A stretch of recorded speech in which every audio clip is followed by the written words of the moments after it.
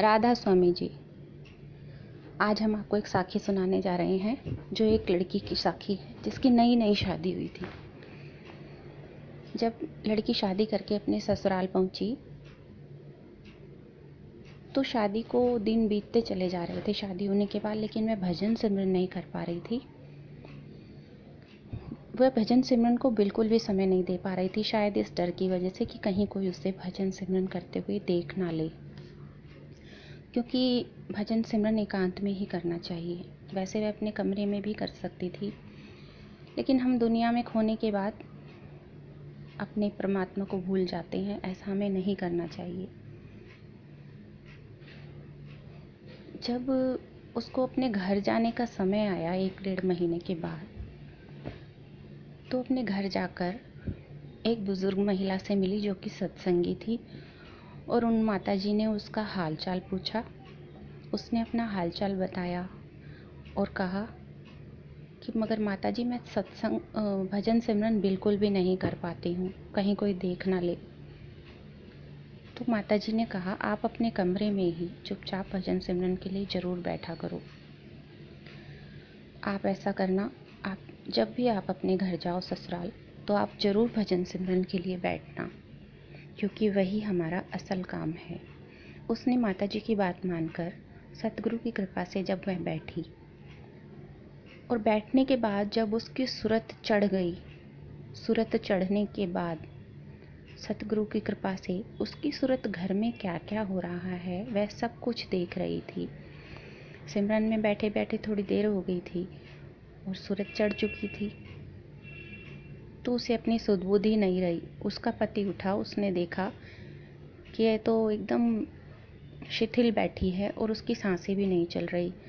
ज़्यादातर ऐसा होता है कि सत्संगी जब सत्संग मतलब भजन सिमरन में बैठते हैं तो उनकी सूरत जब चढ़ जाती है तो सांसों का उनको बिल्कुल ध्यान ही नहीं रहता है। नेचुरल तरीका, मतलब ये नेचुरल ही होता है। जब हम भजन सिमरन में बैठते हैं, सांसें धीमी धीमी धीमी धीमी होते हुए जो पहुँचे हुए सत्संगी होते हैं उनकी तो बिल्कुल ऐसा हो जाता है कि जैसे कि सांस ही नहीं चल रही है।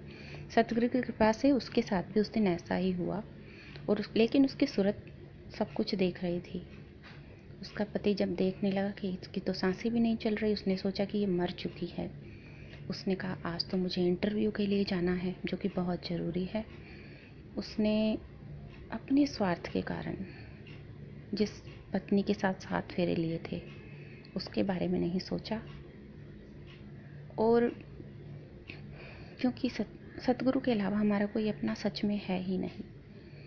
वो चुपचाप से किचन में जाके अपने लिए खाना बनाया, नाश्ता बनाया, और नाश्ता करने के बाद वह इंटरव्यू के लिए निकल पड़ा। वो सब कुछ देख रही थी बैठी हुई। जब वह उठी तो वो रोने लगी अपने कमरे में और सतगुरु को कहने लगी, प्रभु, मैंने आपकी भजन सिमरन के लिए समय नहीं दिया, मुझे क्षमा करना। इसे ही मैं सब कुछ अपना समझ कर बैठी थी। हमें समझने का मतलब समझना भी है, लेकिन ये भी सोचना है कि सच में तो हमारे सतगुरु ही हमारे अपने हैं। फिर वह रोने लग गई। फिर वह रोज़ भजन सिमरन को समय देती थी। उसके पति ने इसलिए शोर नहीं मचाया कि कहीं सब जने आ जाएं, भीड़ हो जाए और मैं इंटरव्यू के लिए ना जा सकूं। वह चुपचाप ही निकल गया, लेकिन यह तो अच्छी बात नहीं है ना। और वह भजन सिमरन करते हुए सब कुछ देख रही थी। तो इस साखी का मतलब यही है, इससे हमें यही प्रेरणा मिलती है, यही शिक्षा मिलती है कि हमें अपने दुनियावी काम करते हुए भी, मायका हो ससुराल हो, हमें कहीं पर भी जाना पड़े, हमें भजन सिमरन को ज़रूर चुपचाप से समय ज़रूर देना चाहिए जहाँ भी हमें एकांत दिखे। और सच में भजन सिमरन ही हमारा सच में असल में जीवन है। सतगुरु के अलावा हमारा अपना कोई भी नहीं है, लेकिन हमें फिर भी प्यार से सब रिश्तों को ज़रूर निभाना है, क्योंकि हमारे सतगुरु यही कहते हैं। राधा स्वामी जी।